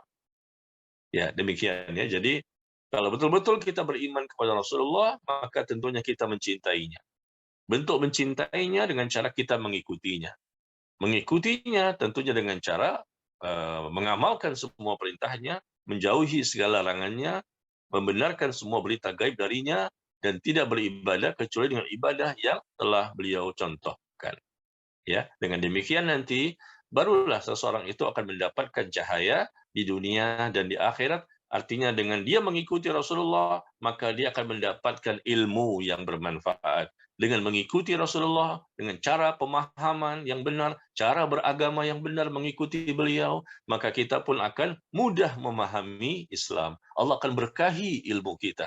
Allah akan berkahi ilmu kita, Allah akan berkahi iman kita. Allah akan mudahkan kita untuk mengamalkan ilmu yang telah kita pahami. Ya, dan Allah akan terima amal ibadah seseorang. Karena ibadah itu sesuai dengan sunnah. Dan tentunya dengan keikhlasan yang dia tujukan ibadah itu hanya untuk Allah Tabaraka wa Ta'ala. Dan Allah kabulkan doanya. Dan Allah berikan berbagai macam nikmat selama di dunia. Itulah cahaya-cahaya begitu banyak yang akan diperoleh oleh seorang hamba. Ya, demikian. Wallahu a'lam bishawab. Baik Ustaz, semoga Allah Tabaraka wa Ta'ala mudahkan kita semua untuk bisa mengerjakan amalan itu sesuai dengan apa yang Rasulullah SAW bawa, yang beliau ajarkan. SAW. Selanjutnya Ustaz, ada pertanyaan nih di kolom chat. Kami bacakan Ustaz. Untuk tahalul, apakah ini hanya dalam konteks haji ataukah juga untuk umroh? Kepada Ustaz. Iya. Berkaitan dengan tahallul ya. Dan kita bisa baca di artikel yang sudah dikirim tadi. Dan ternyata kita baca artikel tadi berkaitan dengan tahallul pada waktu haji.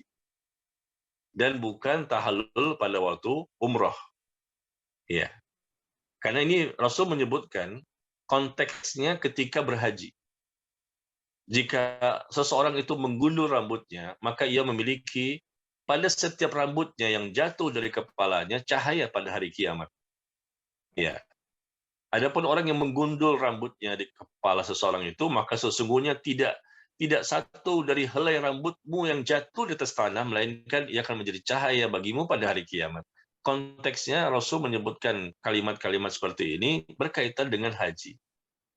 Maka kita cukupkan di haji saja, meskipun ketika umroh pun kita juga tahallul. Tetapi ada doa Rasulullah.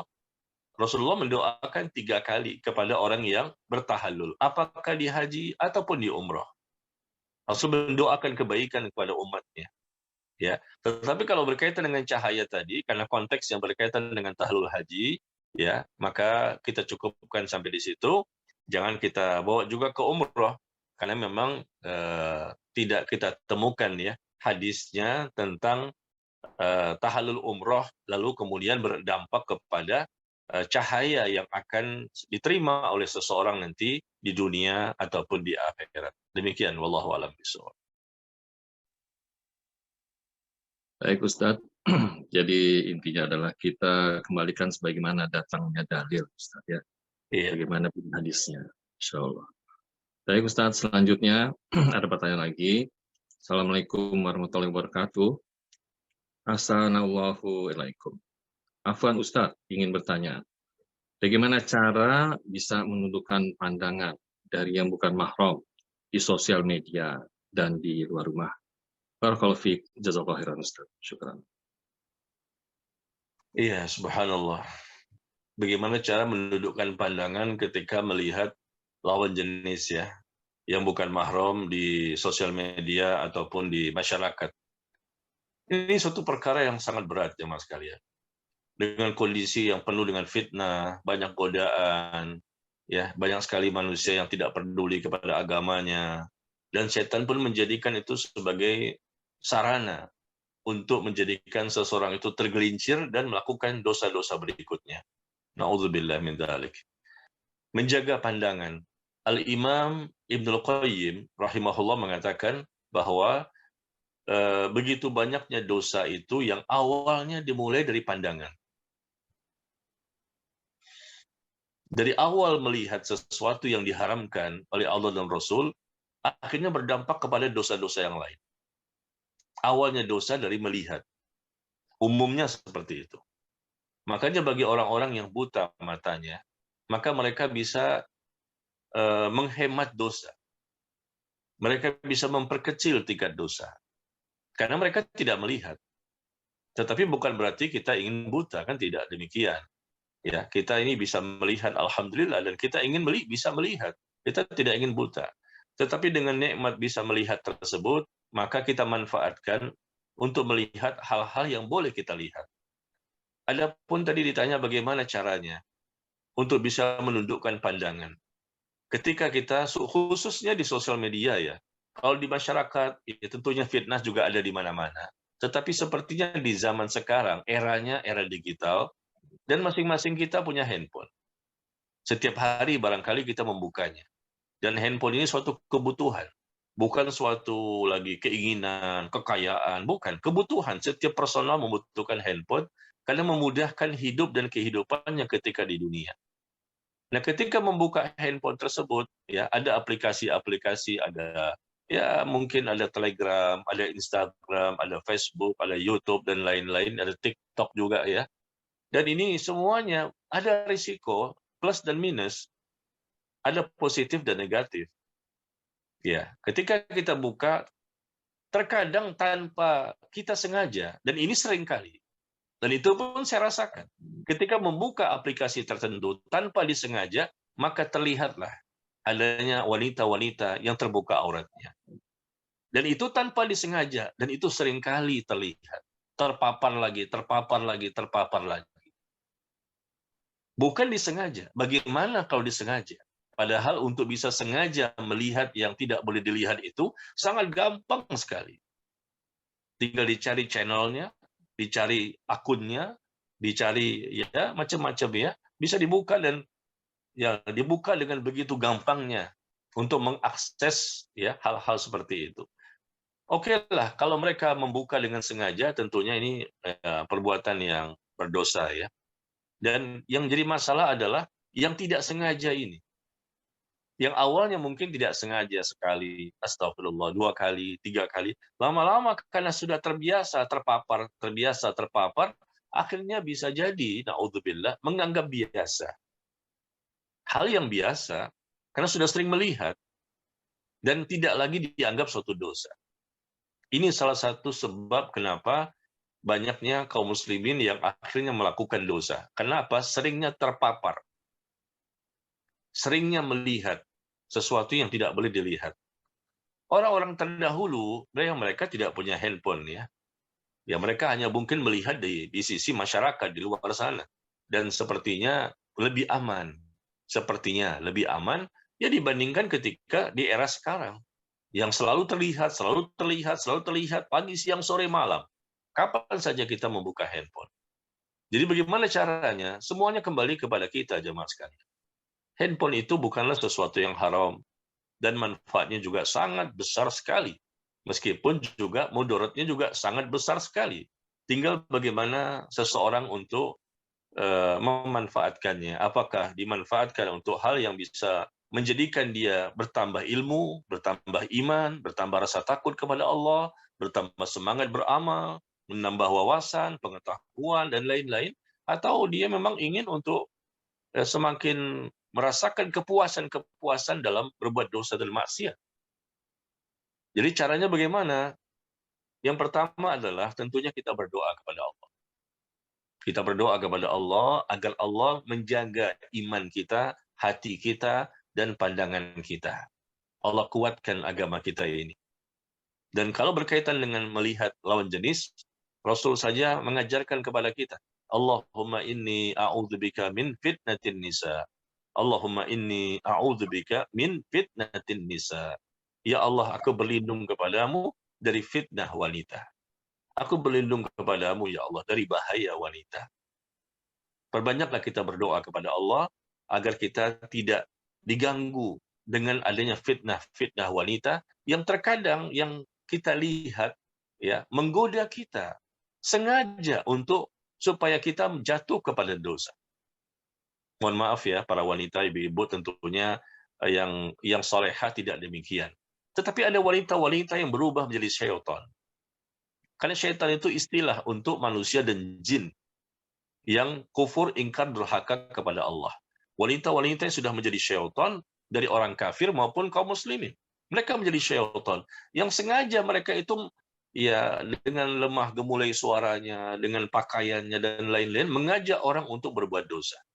Sehingga jatuhlah ya banyak sekali laki-laki dengan sebab mereka. Maka lindungi diri kita dengan doa-doa, minta ya perlindungan kepada Allah. Allahumma inni a'udzubika min fitnatin nisa. Ya Allah, aku berlindung kepadamu dari fitnah dan bahaya wanita. Yang kedua, kita berlindung kepada Allah dari gangguan syaitan. Perbanyak kita pembentengan berlapis-lapis agar syaitan tidak mudah untuk mengganggu kita. Silakan baca buku-buku atau artikel-artikel yang berkaitan dengan bagaimana cara untuk membentengi diri agar syaitan tidak mudah mengganggu kita. Itu ada caranya ya. Bahkan ada 30 cara. Itu saya pernah menulis artikelnya ya. Bagaimana 30 kiat 30 kiat agar setan tidak mudah untuk menggoda dan mengganggu kita. Nah, silakan baca. Langkah-langkah apa yang dilakukan? Mungkin dengan bacaan zikir, zikir pagi dan petang misalnya. Mungkin ketika berjalan bacanya ini, bacanya itu dan segala macam. Langkah ketiga adalah agar kita mudah mendudukkan pandangan ini adalah hendaknya kita merasa selalu diawasi oleh Allah Tabaraka wa Ta'ala. Muraqabatullah. Selalu merasa diawasi karena Allah Maha melihat dan Maha mengetahui apa yang kita lakukan. Dan dengan sepengetahuan ini dari Allah kepada kita, akhirnya kita tidak jadi untuk melihat karena kita takut mendapatkan balasan dan hukuman. Kemudian berikutnya adalah hendaknya kita banyak ingat kepada kematian. Kita ingat dengan tentang kehidupan alam akhirat. Karena kita tahu bahwa orang yang mati dan nanti mereka berpindah ke alam akhirat dan mereka pun akan mendapatkan balasan dari apa yang telah mereka lakukan selama di dunia. Mungkin di dunia tidak terlihat balasan-balasan itu, ya, tapi di akhirat jelas sekali balasan-balasan yang akan Allah berikan kepada seorang hamba. Dan dengan kita ingat kematian berarti kita ingat tentang kehidupan alam setelahnya yang menumbuhkan rasa takut kepada Allah. Ingat tentang bagaimana siksa kubur, bagaimana ketika di padang mahsyar, bagaimana nanti proses dihisapnya amal, akan terbuka semuanya. Di dunia manusia tidak tahu tentang perbuatan yang kita lakukan jamaah sekalian. Kita sembunyi-sembunyi membuka handphone, melihat ya wanita yang telanjang, terbuka aurat sama sekali, atau mungkin di masyarakat gangguan di mana-mana. Orang tidak tahu apa yang kita lakukan, tapi nanti di akhirat ketika dihisapnya amal terutama, maka akan ditanyakan oleh Allah, kamu pernah melakukan perbuatan ini? Kamu pernah melakukan perbuatan ini? Kamu pernah melakukan dosa ini? Semuanya akan terbuka. Tidak ada yang tersembunyi. Khususnya ketika dihisapnya amal itu. Karena malaikat mencatat apa yang kita lakukan. Ketika kita melihat di handphone tadi, adanya hal-hal yang tidak boleh kita lihat, maka ketahuilah. Allah melihat, Allah mengetahui, dan malaikat mencatat. Dan catatan malaikat ini akan dibentangkan nanti pada hari kiamat. Catatan malaikat ini akan dibentangkan pada waktu proses dihisapnya amalan. Dan kita disuruh membaca. Kita disuruh membaca catatan itu. Iqra. Bacalah. Kafa binafsikal yauma 'alaika hasiba. Bacalah, cukuplah kamu pada hari ini yang akan menjadi penghisap bagi dirimu sendiri. Kamu pada hari ini akan menjadi penghisap bagi dirimu sendiri. Bacalah. Ya, malaikat mencatat saja. Kita melihat, dicatat lagi, melihat lagi, dicatat lagi, melihat, dicatat lagi. Melihat artinya melihat dengan sengaja ya. Kalau tidak sengaja, tentunya lalu kita alihkan ke yang lain, ya tentunya tidak berdosa. Melihat tanpa sengaja.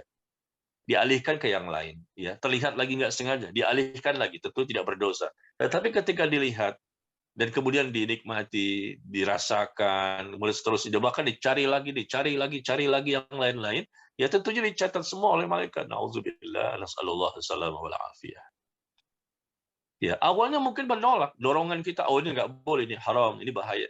Cuman begitu saya katakan tadi, karena kita awalnya nggak mau, tapi karena seringnya terpapar, setiap hari setahu saya.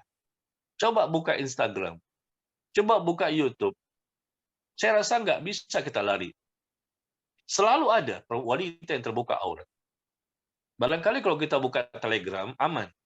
Kalau kita buka WhatsApp, aman. Ya, itu WhatsApp dan Telegram.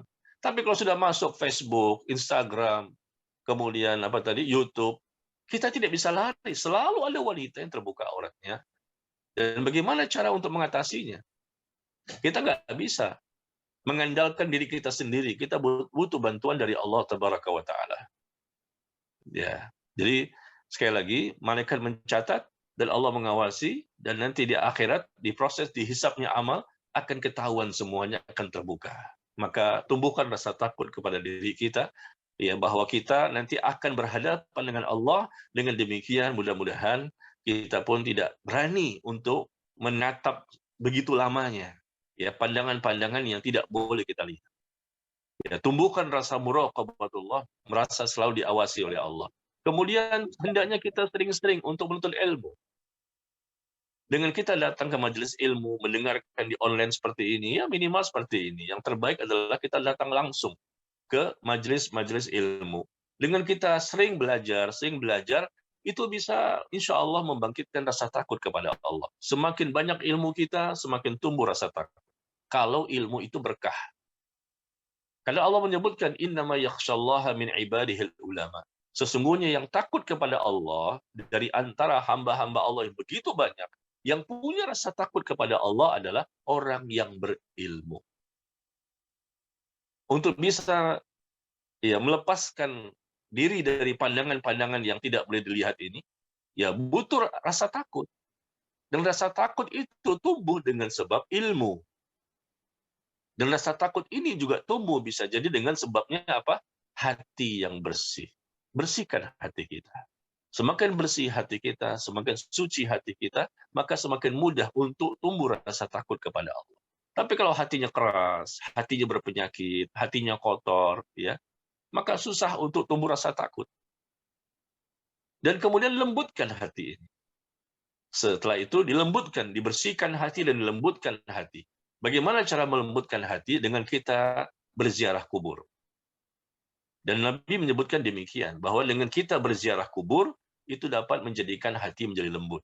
Begitu juga ketika kita bersedekah dan membelai kepala anak yatim, kita sedekah makanan kepadanya, banyak-banyak kita bersedekah, berinfak, kita belai kepala anak yatim yang miskin, Masya Allah, mereka ditinggal mati oleh bapaknya, ya, kesian, masih kecil. Ternyata ini kata Nabi juga bisa menjadikan hati seseorang menjadi lembut. Ya, lembutkan hati dengan sesuatu yang memang diajarkan dalam syariat. Ketika hati sudah lembut, maka tentunya akan mudah tumbuh rasa takut kepada Allah. Ketika sudah berilmu, akan tumbuh rasa takut kepada Allah. Ketika hati sudah bersih, akan tumbuh rasa takut kepada Allah. Apa saja yang kita lakukan? Yang penting memang sesuai syariat untuk menumbuhkan rasa takut kepada Allah. Dan juga kita berteman. Ya, pilih teman-teman yang memang memberikan manfaat kepada kita. Ini bermanfaat. Ketika teman kita ini orang yang takut kepada Allah, takut dia dengan dosa-dosa, dan dia pun tidak mau memandang sesuatu yang diharamkan oleh Allah. Kita berteman dengan dia, insya Allah kita pun akan terwarnai. Kita pun akan lebih termotivasi untuk bisa meniru teman kita yang memiliki kekuatan dan kemampuan untuk bisa menjauhi pandangan-pandangan yang tidak boleh dilihat. Jadi intinya banyak jamaah sekalian, ya. Kalau Anda pengen lebih detail, lebih lengkap, ya tentunya silakan baca di artikel saya di Telegram, ya. Silakan kalau Anda punya aplikasi Telegram, saya punya aplikasi Telegram pribadi, Najmi Umar Bakar.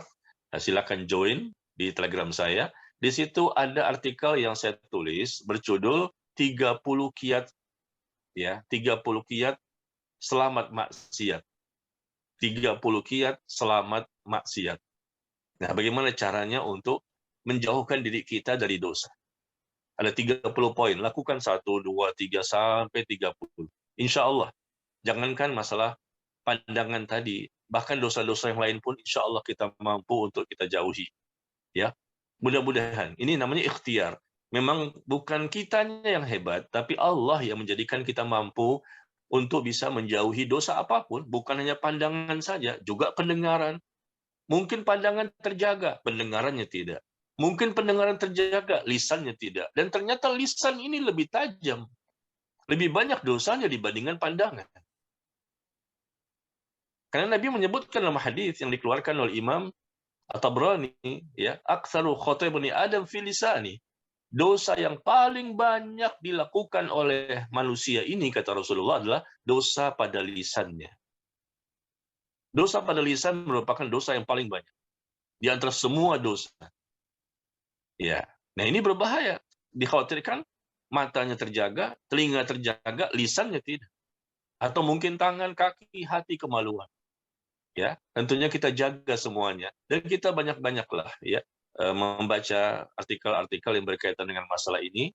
Dan tentunya tidak bisa saya sampaikan semuanya karena waktu kita juga terbatas, tapi untuk menghemat waktu saya sarankan kepada yang bertanya silakan baca di Telegram saya, ada artikel berjudul 30 kiat selamat maksiat. Semoga setelah kita membacanya dan kemudian kita memahaminya, ya, mudah-mudahan kita bisa terlepas dari berbagai macam dosa yang Allah haramkan untuk kita lakukan. Ya, demikian. Wallahu a'lam bishawab.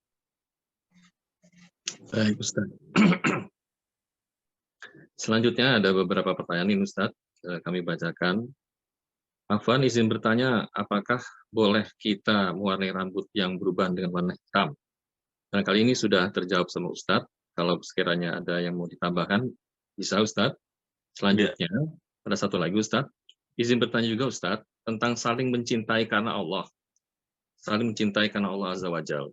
Itu maksudnya cinta antara wanita dan pria, atau bisa juga dimaksudkan dengan cinta yang menyayangi sesama manusia? Pada Ustadz. Ya, barakallahu fikum.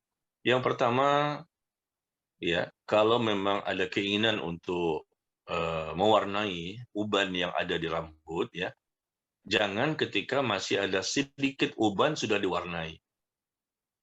Biarkan uban itu ada di rambut kita, baik ibu-ibu maupun bapak-bapak, ya. Biarkan uban itu ada, terlihat oleh kita.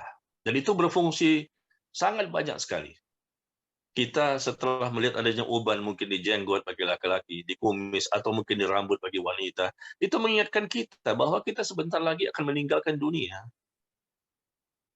Dan kita pun juga mudah-mudahan lebih termotivasi untuk menyiapkan pundi-pundi kebaikan, bekal-bekal kebaikan sebelum dicabutnya nyawa kita. Karena kadang-kadang ada orang-orang yang ubannya baru sedikit, langsung dirubah.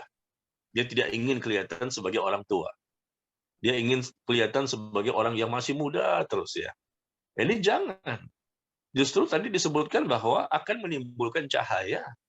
Subhanallah, diberikan kebaikan, dia gugurkan satu dosa, diangkat satu derajat. Ini kabar gembira yang luar biasa. Banyak sekali manfaatnya. Tetapi kalau memang sudah banyak sekali, ya, mungkin sudah seperti kapas gitu, maka silakanlah baru dirubah, ya, menjadi warna yang lain seperti memakai henna, ya, agak ke kuning-kuningan atau kemerah-merahan seperti henna gitu, silakan. Tapi hindari warna hitam. Karena Rasul melarang dan diancam dengan tidak akan mencium aroma wanginya surga nanti pada hari kiamat. Ya, demikian. Wallahu a'lam bishawab. Satu lagi, masalah saling mencintai karena Allah. Ya. Saling mencintai karena Allah ini tidak mesti harus suami dan istri, istri dan suami. Tetapi bisa secara umum. Kita mencintai orang tua, kita mencintai Rasulullah, kita mencintai para sahabat, kita mencintai para ulama, kita mencintai teman kita, ya, sesama ikhwan, sesama akhwat. Ya, karena teman kita ini ternyata mereka orang yang saleh dan salehah barangkali. Ya, kita perkirakan mereka orang bertakwa. Jadi kita mencintainya karena Allah, karena kita lihat memang mereka ini urusan hablum minallah dan hablum minan nasnya bagus. Masya Allah, dia beragamanya tuh kita dalam perkiraan kita adalah orang-orang yang patut untuk dijadikan contoh. Ya, kita mencintai perbuatan mereka karena memang mereka dekat kepada agama. Itu namanya mencintai, saling mencintai karena Allah. Kita mencintai mereka, mereka pun mencintai kita. Ya, bukan berarti kalau kita mencintai laki-laki, berarti kita harus menjadi istrinya misalnya. Kita mencintai perempuan, berarti kita harus menjadi suaminya. Enggak begitu ya, bukan begitu. Ya contohnya kita mencintai Rasulullah. Ya, apakah wanita-wanita itu harus menikahi Rasulullah? Kan tidak. Ya, para wanita mencintai para sahabat, mencintai para ulama. Apakah mereka harus menjadi suami sahabat dan para ulama? Kan tidak. Tetapi mencintai karena Allah betul-betul karena melihat ibadahnya, bukan untuk menjadi pasangan hidupnya. Melihat bagaimana kontribusi perjuangannya, bagaimana jihadnya, bagaimana ya ilmunya, bagaimana rasa takutnya kepada Allah, ya kita kagum dengan kelebihan-kelebihan yang mereka miliki. Ya, kita mencintai mereka karena mereka punya kelebihan-kelebihan yang semakin dahsyat hubungan mereka dengan Allah. Bagaimana akhlaknya, ya, bagaimana kesabaran mereka, bagaimana ya mereka itu mudah memaafkan kesalahan manusia, bagaimana mereka suka membantu manusia-manusia yang lain. Jadi intinya adalah kita mencintai mereka karena Allah, karena memang akidahnya bagus, ibadahnya bagus, akhlaknya bagus, ya.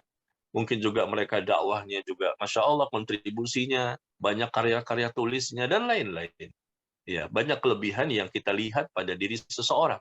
Jadi inilah maksudnya cinta karena Allah. Dan ini bentuk bagian dari iman. Kata Nabi SAW, "Man ahabba lillah wa abghadha lillah wa mana'a lillah wa a'ta lillah faqad istakmala al-iman." Kata Nabi SAW, barang siapa yang cinta karena Allah, membenci karena Allah, menolak karena Allah, menerima karena Allah, maka sempurnalah iman seseorang. Sempurna iman itu. Karena semuanya karena Allah. Cinta karena Allah, membenci karena Allah, ya, menerima karena Allah, menolak pun karena Allah. Semuanya karena Allah. Maka sempurna iman seseorang itu. Ya, maka cintanya suami kepada istri harus betul-betul karena Allah. Karena suami melihat istri itu semakin baik pendekatan dirinya kepada agama. Tapi kalau istri semakin jauh dari agama, maka cinta suami pun kepada istri semakin berkurang. Harusnya seperti itu, idealnya. Cinta suami kepada istri semakin berkurang. Karena istri semakin jauh dari agama. Begitu juga cinta istri kepada suami. Ya, ketika suaminya semakin mendekatkan dirinya kepada agama, mendekatkan diri kepada Allah dengan ilmunya, dengan pengetahuannya, dengan amal salehnya, maka istri pun semakin mencintai suami karena kedekatan dia kepada agama. Tapi ketika istri melihat suami, andai kata, ya semakin jauh dari agama, maka cinta istri pun semakin berkurang. Itu idealnya begitu, kalau betul-betul saling mencintai karena Allah. Bukan cinta buta, bukan bucin, ya, bukannya cinta karena hawa nafsu, bukan. Kita bukan hewan, kita bukan orang kafir. Orang kafir cintanya karena hawa nafsu, ya, sebagaimana hewan saling mencintai, saling menyukai di antara mereka. Tetapi kita sebagai muslim, mukmin, ya, haruslah cinta kepada pasangan hidup karena Allah, karena kita melihat mereka semakin baik agamanya. Maka semakin baik agama, kita semakin menyukai pasangan hidup kita. Ketika pasangan hidup kita semakin jauh dari agama, kita pun semakin tidak menyukai mereka. Ya, tapi ketika mereka semakin jelek agamanya, kita bukan berarti menjauhinya. Kita berusaha menasihati mereka, mendakwahi mereka, memperbaiki mereka, dan mendoakan mereka. Mudah-mudahan mereka berubah menjadi lebih baik. Ya, barangkali itu. Wallahu a'lam bishawab. Baik, Ustaz. Selanjutnya ada pertanyaan mengenai surat Al-Kahfi, Ustaz. Membaca surat Al-Kahfi di hari Jumat. Ya. Apabila seseorang membacanya itu belum selesai di hari Jumat, lalu diteruskan sesudah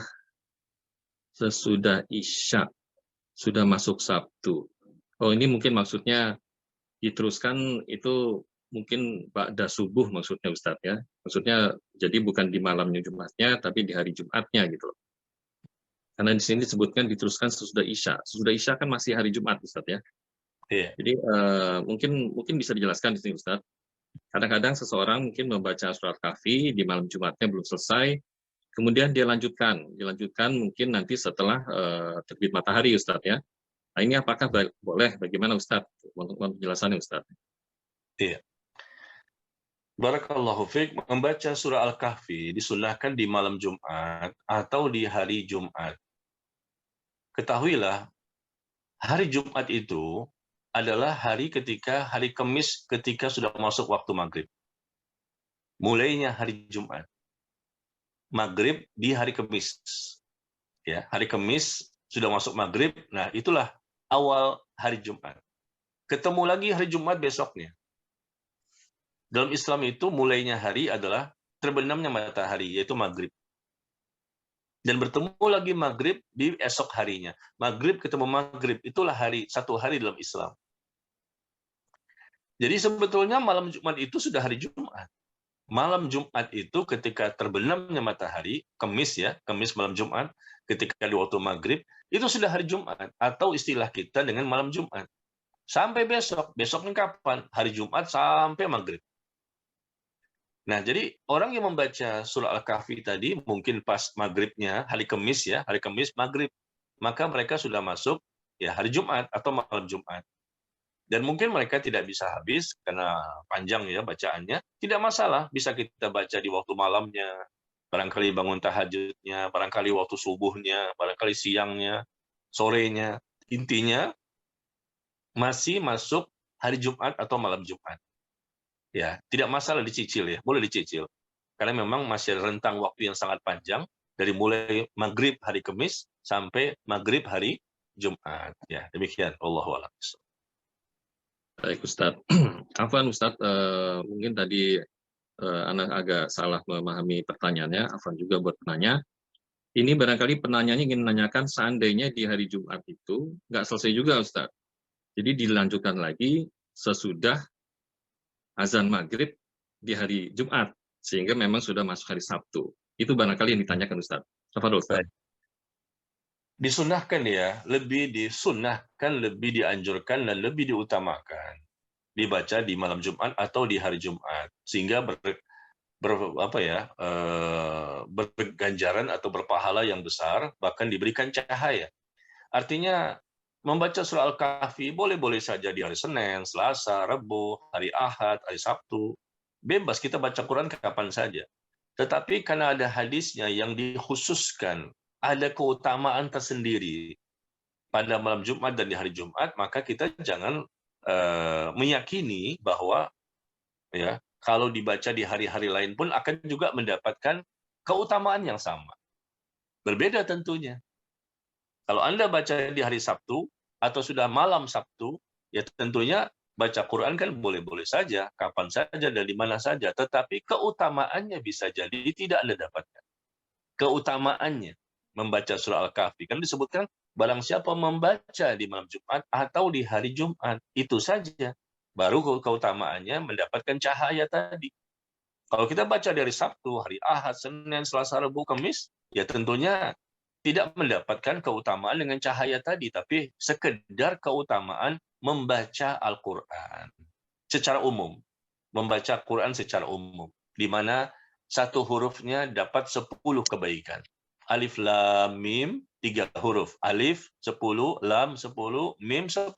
Berarti 30 kebaikan, 30 pahala. Ya, ganjaran secara umum membaca Al-Quran kapanpun dan dimanapun. Tapi ketika di malam Jumat atau di hari Jumat, nah ini khusus karena Rasul mengkhususkan dan dikhususkan dengan adanya keistimewaan, keutamaan dan pahala tertentu, yaitu adanya cahaya. Ya, maka sekali lagi janganlah kita baca ketika sudah habis hari Jumatnya. Jadi setelah maghrib hari Jumat di malam Sabtu, jangan kita baca ketika kita mengharapkan tadi adanya cahaya. Tapi kalau memang kita ingin baca sekedar untuk menginginkan pahala-pahala dari huruf-huruf yang dibaca, ya boleh-boleh saja. Tapi sekali lagi, kita akan tidak mendapatkan nanti keutamaan dari cahaya yang akan didapatkan. Demikian, wallahu a'lam bishawab. Baik Ustadz. Selanjutnya masih ada pertanyaan Ustadz. Apakah masih bisa kami bacakan? Masih tinggal berapa? Ada 1, 2, 3 Ustadz ya. Ada 3 Ustadz. Perlu kami Iya, sampaikan sekarang 17.38, maghrib itu sekitar 17.46, 47 gitu Ustadz. barangkali satu lagi ya. Satu lagi Ustadz. Baik Ustadz, kami bacakan segera. Jadi pertanyaan berikutnya, Bismillah, Afwan Ustadz, mohon nasihat kepada kami, bagaimana meningkatkan keimanan kita dalam berittiba, di mana akal, hawa, nafsu, dan syubhat ada di sekitar kita. Barakallahu fiik. Iya, subhanallah. Ini pertanyaan-pertanyaan yang butuh jawaban panjang ya. Masya Allah Ustadz. Ya, ya. Ini bisa satu kali pertemuan ini. Iya, bagaimana cara meningkatkan keimanan? Ya, banyak cara ya. Saya sarankan saja untuk menyingkat waktu. Yang bertanya silakan lihat di Telegram saya. Ya, ada artikel yang berjudul 30 kiat untuk istiqomah. 30 kiat untuk istiqomah. Ya, belum lama saya tulis di awal-awal bulan Mei kalau tidak salah ya. Di awal-awal bulan Mei. Bisa dilihat di Telegram saya punya Telegram pribadi, di situ punya banyak artikel-artikel yang saya tulis untuk memudahkan saja jawaban-jawaban yang saya berikan bisa dibaca di situ. Ada 30 kiat untuk bisa istiqomah. Cari artikel tersebut, dan ini memudahkan nanti kita bisa baca bagaimana untuk bisa istiqomah, ya, menguatkan keimanan, supaya kita ini semakin kokoh, tegar, semakin kuat pembentengan-pembentengan kita, ya. Ya, bukan berarti kita menyombongkan diri, ya, kita sudah lakukan semua, tidak. Jangan berhenti sampai di situ. Karena setan pun tidak pernah berhenti. Jangan sombong dengan apa yang telah kita kerjakan. Ya saat ini barangkali mungkin istiqomah, barangkali. Tapi belum tentu nanti malam sama kasusnya. Iman itu kadang naik, kadang turun. Ya, iman kadang naik, kadang turun. Mungkin sebentar lagi ba'da maghrib turun lagi. Nanti ba'da isya turun lagi.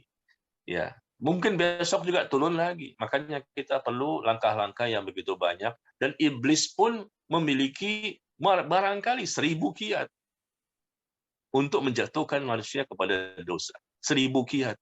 Barangkali. Kita cuma tahu 30 kiat. Makanya kita kalau mengandalkan diri kita, nggak akan mungkin kita bisa selamat. Nggak akan mungkin kita bisa terhindar dari dosa. Tapi Allah yang menjadikan kita kuat. Allah yang menjadikan kita selamat.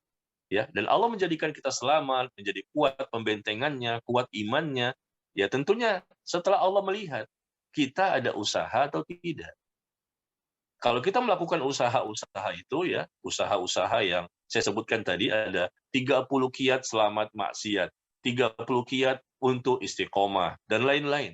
Ada 20 kiat mengatasi penyakit futur, dan lain-lain. Tulisan itu, kalau kita baca, kita pahami, kita amalkan, insya Allah kita akan melihat hasil yang kita dapatkan. Pada diri kita merasa kok beda saat ini. Dulunya saya nggak begini, bukan karena kita yang hebat, tapi kita mengamalkan sebab-sebabnya. Sebab-sebab untuk bisa kuat iman. Sebab-sebab untuk terhindar dari dosa. Sehingga nantinya Allah kuatkan, itu maksud saya. Nah, sebab-sebab ini lakukan, karena Allah akan memberikan pertolongan kepada kita setelah kita berusaha dulu.